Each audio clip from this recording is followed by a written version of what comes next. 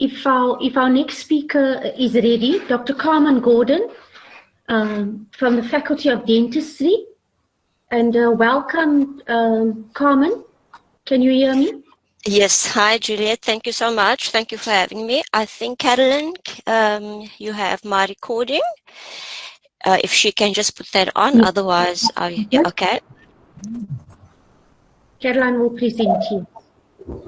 Yes, she will present.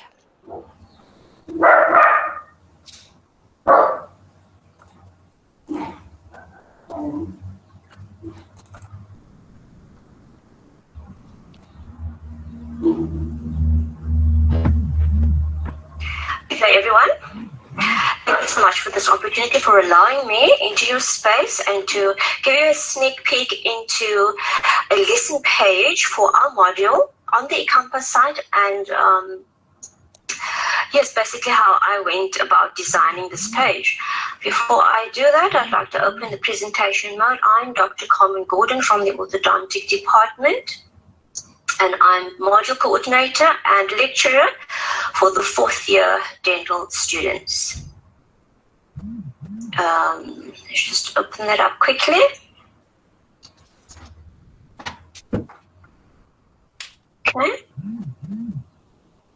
Okay, so having said that, the lessons page, the topic is orthodontic materials. And so when designing a lessons page, I always take 4 components into consideration, and I'll go through those components now.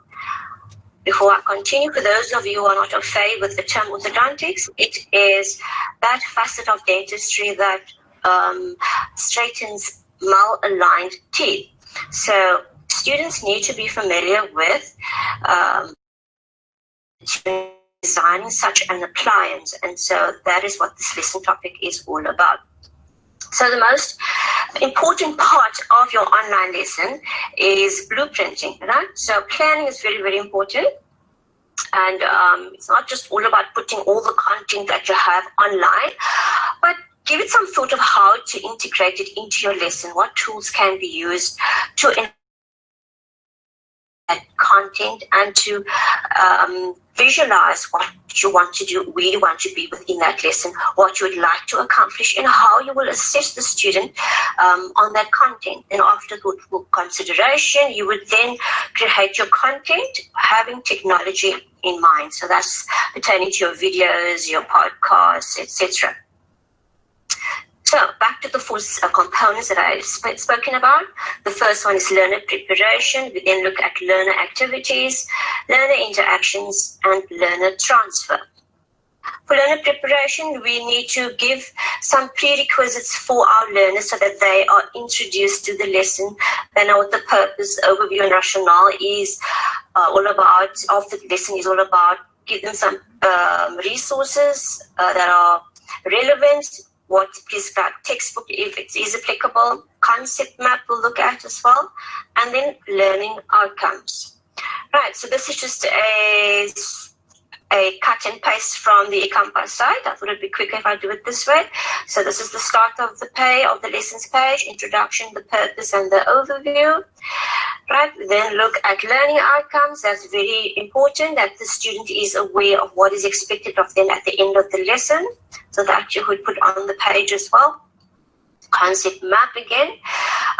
This was designed for this lesson, and again, it helps to incorporate the details of the online lesson, and this also activates the learners' existing structures to help them learn the details in that lesson, right? So the lesson, the concept map gives the learner the big picture.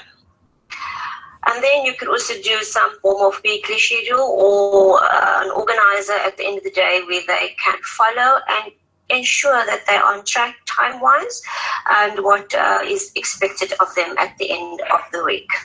Right. The second phase is learner activities, and online learning should include a variety of learning activities to help students achieve the lesson's learning outcomes and to cater for individual needs. So at this stage, I'd like to say you need to know your students, do a student needs analysis. We have diversity, Learning preferences differ, learning needs, how they engage with the learning material as well. And I like to follow the R2D2 framework, which relates to reading, reading, reflecting, displaying, and then doing. Examples of learning activities include reading materials, listening to audio materials, and viewing visuals and video materials. This is just a page that showcases the activities that they have to do for the week. So there's 2 PowerPoints that are narrated PowerPoints or voiceovers. Then there's an assignment for the one. There's a test for the second one, as well as a video. And the video is just a segment of the lesson. So I haven't done this video. I have constructed myself, but it's not the entire lesson. It's just a snippet, I like to call it, or a section of a very difficult part or component of the lesson. Right? And so we all know that students don't really learn by just passively sitting and watching videos, which we all like to do over the weekend. While videos are not just for watching, students are aware that they will be questioned about the video content, either afterwards during an online quiz, or you can even embed questions within your video that you design. And so at the end of whatever time frame you give them, they have to hand in their answers. And then you will know whether they have just not only listened and watched, but they have engaged with the content by answering your questions. Right, learner activities, to continue with that, it's the checklist, also a very important aspect that you can incorporate on your lessons page, just to guide the students. They can tick off as they go along, and you can actually, there's another section where you can, in fact, these 3 little lines, don't know what you can click on that, and it will show you how far the student is with the activities. Learner interaction is another important aspect when designing my page. All learners need to interact with the content of the work. They need to interact with other learners. They also interact with the lecturer. And this will sort of engender collaboration, participation, and shared cognition. It will form social networks and establish a social presence. Very important. Learners should be able to interact within their context to personalize information and construct their own meaning. This is just another method of engagement where students were asked to design a poster, which is a form of summary as well at the end of the lesson. These are quizzes after the lessons, and remember, the focus should be on competencies and not grades. Learner transfer. Opportunities should be provided for learners to transfer what they've learned into real-life applications so that they can be creative and go beyond what was presented in the online lesson. So we know this is the shift to constructive learning, where learners are given the opportunity to construct their own meaning from the information presented during the online learning. Case studies are also very important in this aspect of transfer. Remember to show and not tell. And then just in conclusion, was just some take-home nuggets. Be student-centered, be impactful, real in the learner. Make sure your lessons are engaging. Plan effective and efficient blueprinting. Respect thy learner. Consider the platform that you use, the platforms that they are using. Don't over-decorate your lessons. It's all about competence and not grades.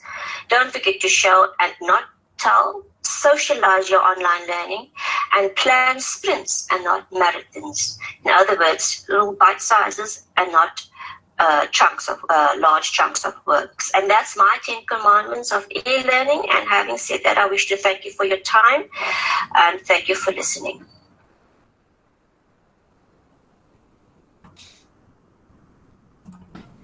Thank you very much, Carmen. And thank you for preparing in advance. It was great to, you could sit back and listen to yourself as well now. Yeah, and thank you so much. I'm laughing because the other day, I think David also mentioned that it would be great to continue like this, pre-record your lectures and then go to the beach while your lessons on Yes, it also takes the with technology problems. It also helps a little bit, like with uploading and your presentations live. It does help a bit if you do some pre-recording, but each to its own. This worked for me. But thank you so much to you and your team as well for everything. Thank you, Carmen. And again, showcasing how you took the blueprint of the learning guide and then applied it, and also then own it, you know, Yes. with your own, you know, dimension. Yes, thank you. Thank you to you and Samuel and the rest of the dentistry team for working with us closely around these learning guides. Good luck further. Yes. Thank you.